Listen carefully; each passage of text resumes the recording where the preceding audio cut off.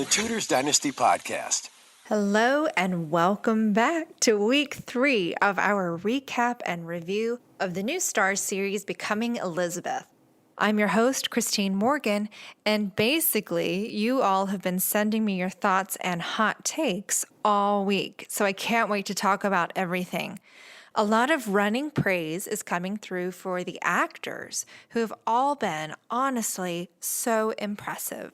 Rosemary gave a shout out to Romola, but is still on the fence about Jane Grey's representation, which I think is fair. I think Jane gets as much screen time as what Elizabeth would have witnessed, so maybe that's just not as much. On Twitter, follower Brooke made a really interesting historic parallel and thinks that Edward VI reminds her of her own topic of study, which includes Alexei, the son of the last Romanov Tsar. Brooke drew some parallels between his temper, which was mature in some ways due to traumatic life experiences, but he is still mostly protected, if not coddled, by his family. And so I can absolutely see that. And I love how you tied in your own study to this period. And then Stephanie tweeted to me that she's really enjoying the buildup of Elizabeth's assertiveness. Yes, we love to see it. Clearly, in this third episode, Elizabeth is experimenting with finding her voice, and she hits a few stumbling blocks and has some pretty big learning curves to work around. But the character development is resonating with so many of you. So thank you for coming to my thread and letting me know what you think. I think I agree with all of you. Now, this third installment of the series opens with a scene that I can only describe as, you know when you're reading a sentence and it doesn't go where you think it's going, and then with each word, it just gets worse and worse? That's how I felt watching this opening scene. Of course, it starts with Catherine Parr, and she's peeing into her chamber pot in front of no less than 4 people. I know. It would have been standard. It's just not for me, you guys. And then a doctor comes through. He picks up the pot, pours it into a cup, adds wine, and then drinks it. You know, the fun of a series like this is that while I've read about pregnancy testing and methods, seeing it is entirely different. You know, it's a whole new experience of the source material. We're adding a different sensory element here. It's entirely fun, but it is still a bit jarring. And then I did a little more research to see what other types of testing may have been done during this period. And here are a few of my favorites. Placing a needle into urine and waiting to see if it rusted. Checking the veins under a woman's tongue to see if they appeared more green than blue. And then the classic method of just looking at urine. What is the color? Is it clear or is it cloudy? I'm actually pretty impressed, now that I think of it, that there are a fairly high number of tests that center around urine. So they were onto something there. They just weren't quite sure how to harness the science of it all, right? Here in the South, we would just say, bless. But ultimately, of course, women relied on natural cycles, feeling the baby move for the first time, also called the quickening, and then keeping an eye out for strange food cravings and things such as that. Now, one thing I'm still not quite clear about is Catherine's initial reaction to the news that she's pregnant. I think it makes more sense later, but like the first thing she says, she predicts her own death. She predicts the death of her child. And obviously her doctor is like, why are you so scared? While pregnancy was dangerous, death occurred in a pretty small percentage of women. Although, complications and recovery are a bit of a different story. A lot of it's just terrible. But then she has this line. She says, I have so much to do. And there was something about the delivery of this line that kind of confused me. Is she saying she has a lot to do in preparation for the baby? Or is it disappointment that the pregnancy will make it hard for her to do anything? Obviously, she's very ambitious. She's trying to achieve things around reform. I think both interpretations make sense. Maybe they're not mutually exclusive. Maybe both are true here. Tell me what you think. We also find out a little bit more, this was fun, about the social reputation of Edward Seymour, the Duke of Somerset, and his wife. And Catherine actually makes it pretty clear in this scene that she despises Edward's wife. And it's with good reason. So Edward's wife's name is Anne. And after the Henry VIII's death, Anne Seymour tried to claim that she had more authority at court than Catherine Parr, who had married kind of beneath her station when she married Thomas Seymour.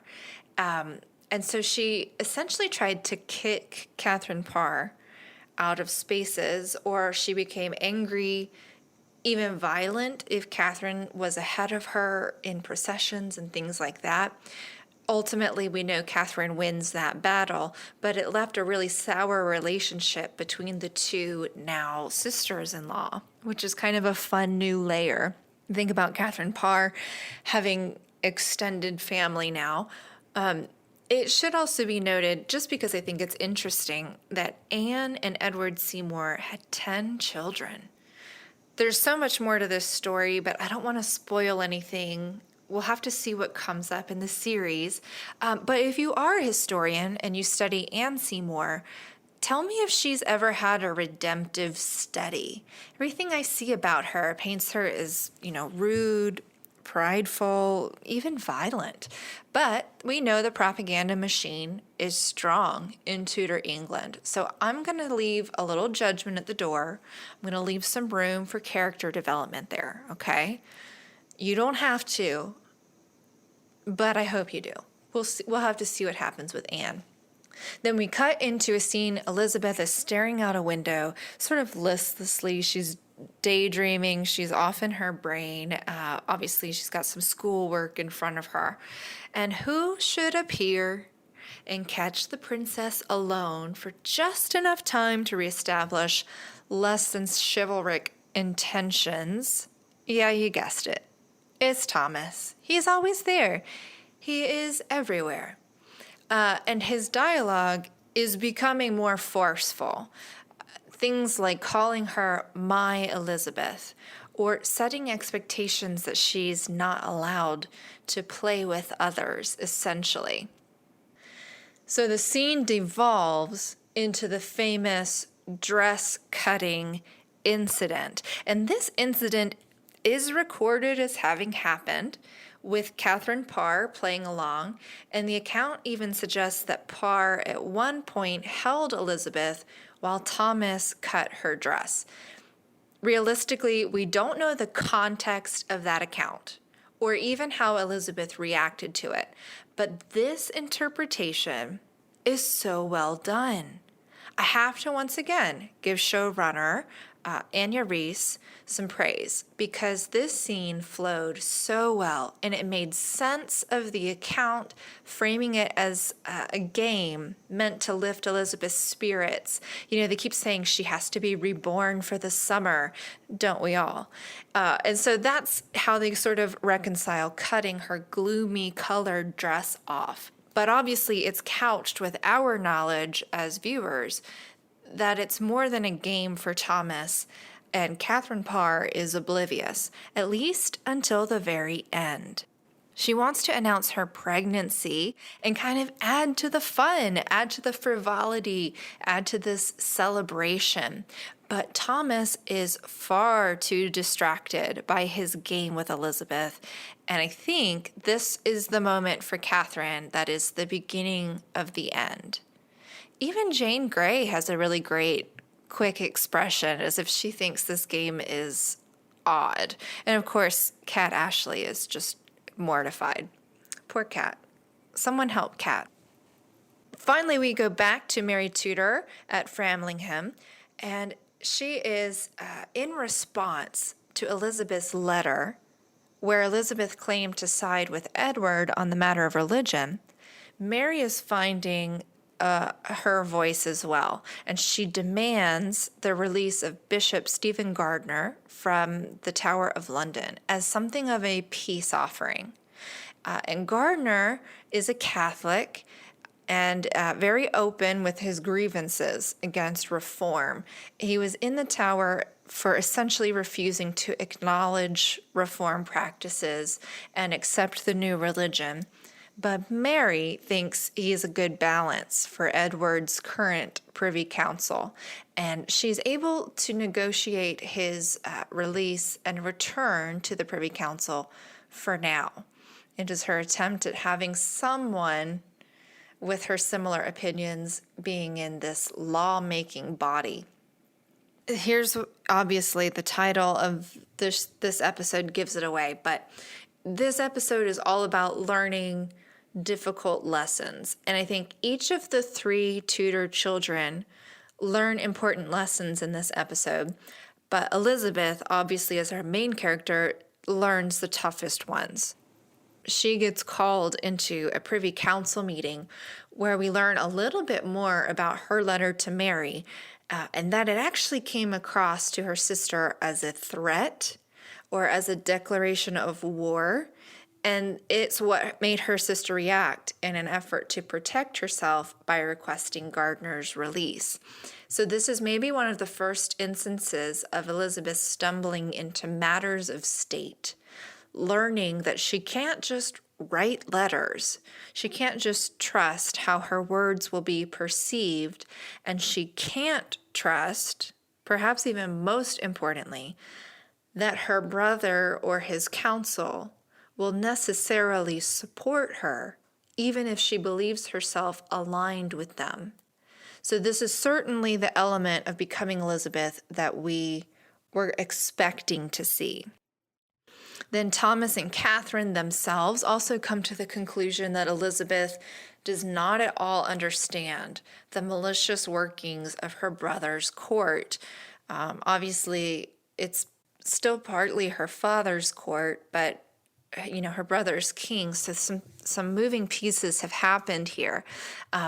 And so over dinner, Catherine Parr launches into a fantastic monologue talking about why she was accused of heresy, of course referring to the event where she had to beg Henry VIII to have mercy on her. She had to do this whole song and dance about how he was smarter than her and she would defer to his religion and judgment. It was almost her last moment as a free woman.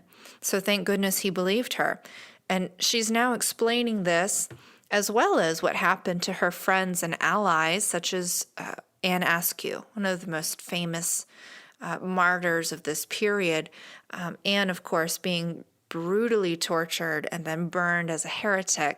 So Catherine is saying all this to help Elizabeth understand what is really happening in England and just how bitter this religious divide is. No one is actually immune to this divide and its consequences. Again, we are given a great scene with Mary Tudor at her own dinner table, having a dinner with Gardiner and Knight Pedro, and Gardiner seems not to have lost any zeal in his imprisonment. He makes sure that Mary understands, and this is her lesson of the episode, she has a nation filled with Catholic support, more than she even knows. And this is true. After her reign, she was made out to be just evil, of course, but many accounts suggest that upon her accession to the throne, there were pockets of the country that rejoiced, while other groups, of course, fled. So Gardiner is making sure that Mary understands the full picture and the makeup of this nation, and he's letting her know that she's loved and supported. Back at Chelsea, Elizabeth, later in the evening, after essentially being told off by Catherine Parr, she seeks out Thomas, and she wants to determine if he's still angry at her for her letter, and to ask if he thinks she's just a foolish child. Now, a lot of this, I think, is projection. That's how I'm seeing this. She sees herself as a foolish child and is therefore seeking emotional validation from Thomas. And then he lists off people all around her who think they're in control of things that they're actually not. And I understand this as a double meaning, referencing that he perceives himself in control when it comes to Elizabeth, even though she thinks she's in control. And we're getting some indication from the dialogue that although Elizabeth feels like a foolish child, she's trying to distance herself from both of those terms. She doesn't want to be a child, and she believes Thomas's affection may partially be based on her maturity. So she's just really trying to decipher his thought pattern and what he thinks about her. All right, I have to walk back something I said in the previous episode, because I assumed, based on Edward's portrait imagery and costuming, that we'd progressed about 3 years. But here in episode 3, it's clear we have not. Parr and Thomas are planning Elizabeth's 15th birthday, so we know that much time has not passed. On Twitter, you have to forgive me, I tried to find the person who mentioned that the visual may have just been an Easter egg for Tudor fans to notice and not actually an indication of timeline progression. And I think this is right. So I walk back my timeline idea, and I apologize I couldn't find that tweet. I'd give listeners a shout out, but you know who you are, and I think that you were right.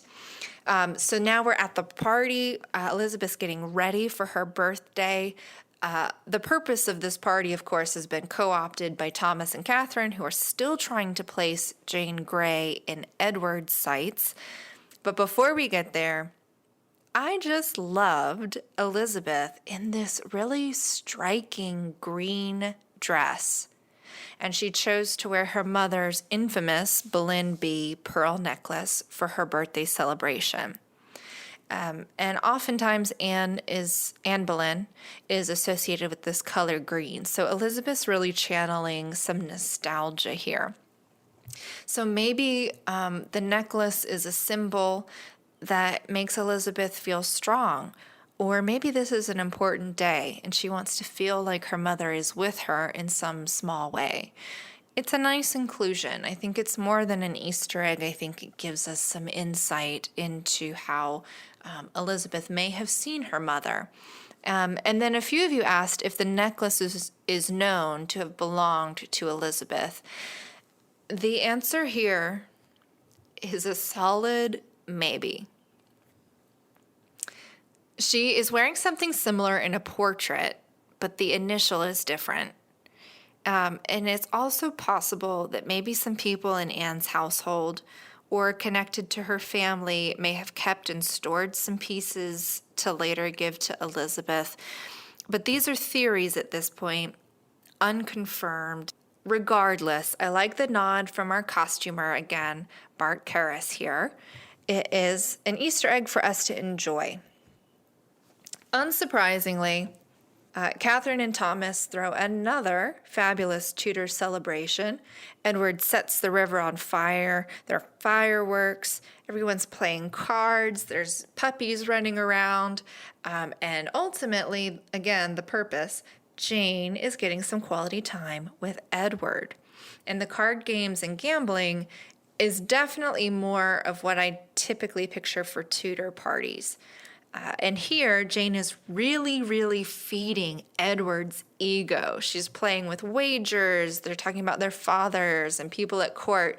And then she tells Edward he's above everyone at court because he's actually better than a human, because kings are chosen by God.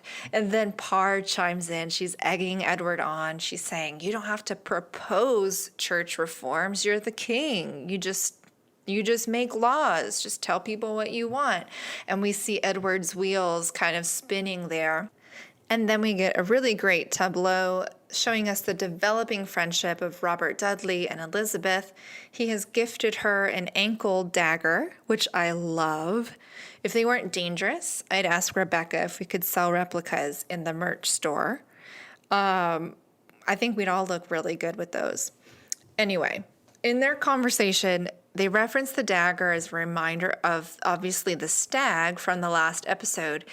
But then Elizabeth reveals she, just like her brother, has kind of an ego.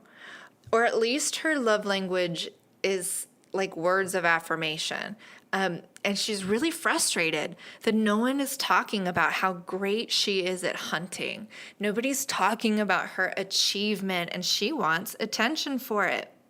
Probably another event that she sees as proof she isn't a child. And so it means a lot to her that people aren't talking about it. And then she turns around. This is her arc, right? This is her lesson. 14, 15-year-olds. I mean, we've all gone through it. Okay, so then she turns around, and out of jealousy, when she realizes she's second fiddle at her own party, she totally throws Jane Grey under the bus.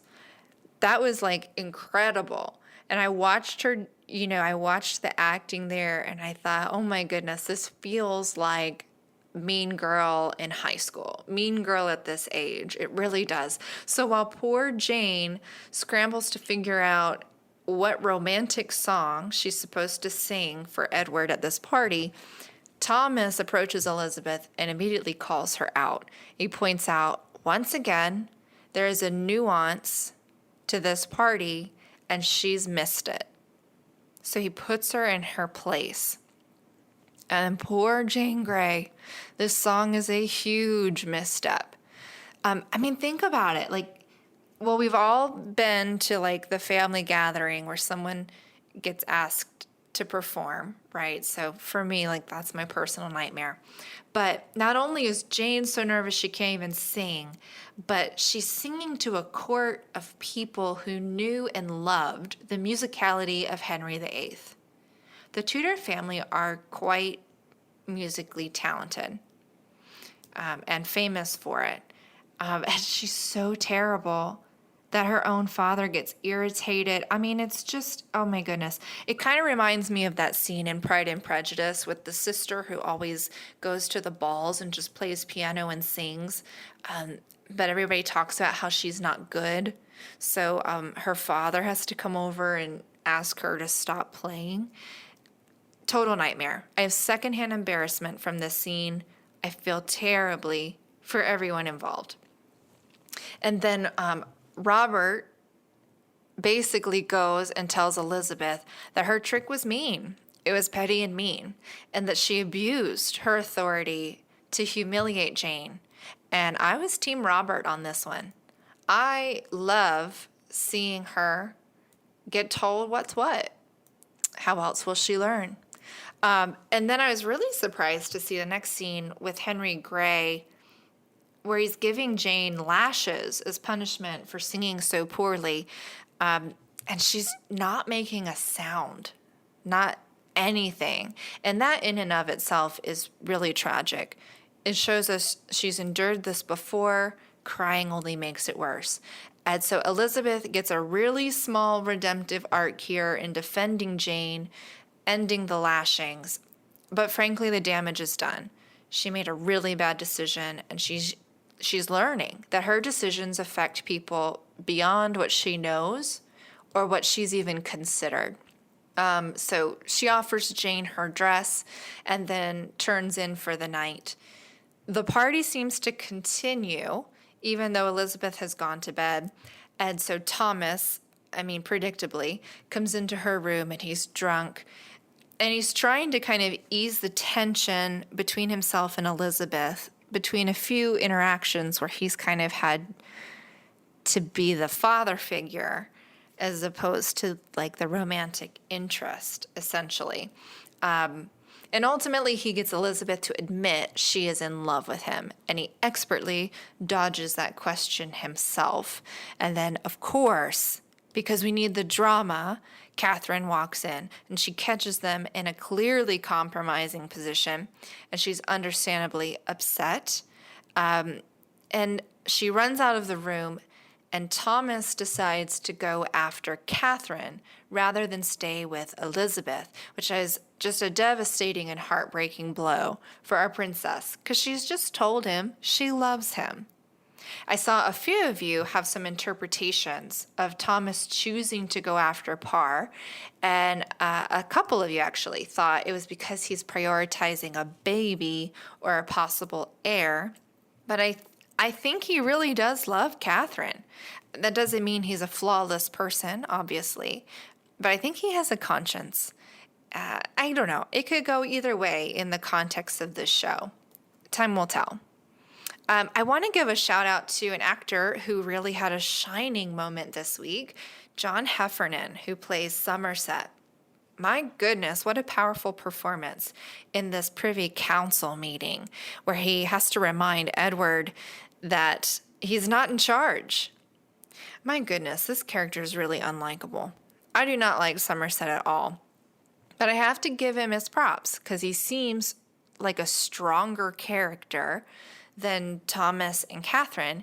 Even though they have similar ambitions, Somerset has chosen a more effective path to power so far. And he, of course, reveals to Edward the intentions for Jane Grey, to which Edward is completely oblivious. Classic.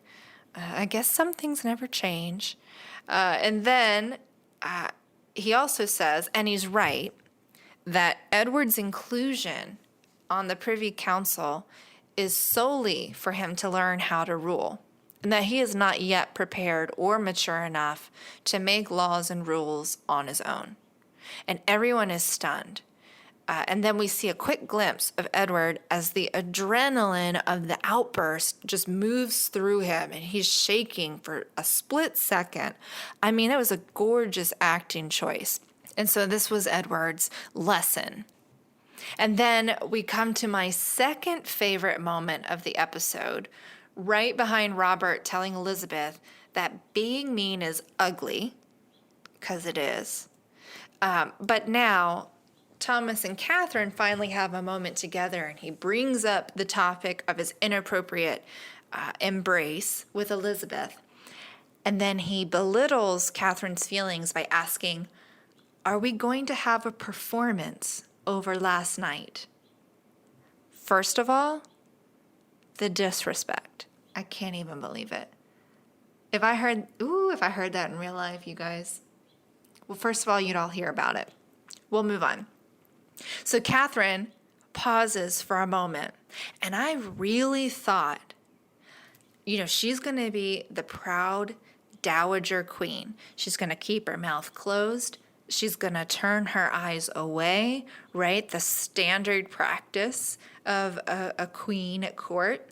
But instead, she reaches up, holds his face so tenderly, as she just says, "Yes." You guys, I fell out. This was so good. She really said, "You're going to get a performance." Gosh, this was such a great moment. So relatable. I really loved it. Good writing, good acting, fun physicality. I'm just really pleased at how they've written Catherine. She's so emotionally mature, and she keeps proving that in comparison to the other characters here. They're really telling us or showing us, she's older. She's wise. She's had all kinds of relationships. She's been in positions of power, and she knows how to handle herself. I think it's just really beautiful. We get really great character arcs and equal development, I think, for each of the characters. And that's such a tough thing to do. And I think that it's been accomplished. And then finally, Catherine confronts Elizabeth, and she's trying to take the high road. She knows her husband's impulsive and ambitious and charming, and she gives Elizabeth a chance to have control over this narrative of what happened with Thomas. Specifically, Catherine asks several times, "What has he done? What has he done to you?" And when Elizabeth lies, again, this character version of Elizabeth, when she lies, Parr accuses her of being like her mother, which frankly is a bit of a low blow, considering Parr would have never been queen or had a chance to build a reformed England if Anne Boleyn hadn't achieved what she did. But that's neither here nor there. And Elizabeth, she sticks to her story. Nothing happened. I think Starz likes to get into these narratives where the line between what happened and didn't is fuzzy. I kind of remember thinking this in The Spanish Princess. You know, like, why would Catherine of Aragon allow herself to be watched after the death of Arthur with this presumption that she may be pregnant if she knew that she wasn't? I'm not going to get back into that, but I really could. But I think we're being set up here to understand that Elizabeth is choosing to lie. Similarly to Catherine of Aragon, it's a lie made to save reputation or to save honor, both of which are incredibly motivating. But if they're going to set us up to know that Elizabeth is a liar, then I think we have to anticipate a little more creative license with Robert Dudley as well. Many historians maintain educated views that Elizabeth was a virgin queen. History on the whole remembers her that way as well. So whatever we see in this series, as you know, it's fan fiction. And then after this encounter, Elizabeth is expelled from Chelsea. There were rumors that eventually came up that Elizabeth got pregnant with Thomas's child and gave birth in secret. Tudor scandal at the highest tier. But to me, this is a story as wild as the stories you might hear about Anne Boleyn. Too wild to be true, too convenient for people who hated her, just treasonous enough to eliminate her as a threat to the throne. I don't give any credence to these rumors. So Elizabeth is now on her way, presumably to Hatfield House, where she's more famously known to have resided. And she leaves behind pregnant Catherine Parr, who, of course, has been her most formative mother figure. And at 15, that is just crushing. Elizabeth has had her own household before. She understands what's ahead of her, but being sent away by a person she loved had to be just tragic. And then, of course, you knew it was coming. We get a clipped montage revealing that in this created historic universe, Elizabeth and Thomas slept together. I think, again, this could maybe just be in Elizabeth's head, like maybe a montage of her daydreaming, because the whole show so far has been set up fairly chronologically. You know, Elizabeth is setting us up with a chronological mental narrative. She's not leaving things out.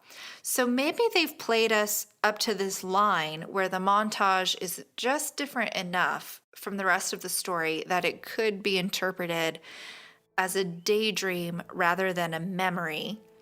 But I think that we all knew they were going to take us to this point, for better, for worse, regardless. Well, guys, that's it for me this week. Some tough lessons for our Tudor heirs, but consistent, equally driven character and plot development, which I love. And I think we have to be squarely into the 1550s now. There are only 5 more episodes in this season. Do you think we're going to get to Mary's reign? I'm less and less sure with each week. I would love to see it. As always, find me in my Sunday episode threads on Twitter. I include as many of you as possible, so join the fun if you haven't already. Thank you for tuning in, and I hope you'll be back next week. Thanks for listening to this episode of the Tudors Dynasty Podcast. You can follow and support the Tudors Dynasty Podcast on Facebook, Twitter, Instagram, and Patreon @Tudors Dynasty.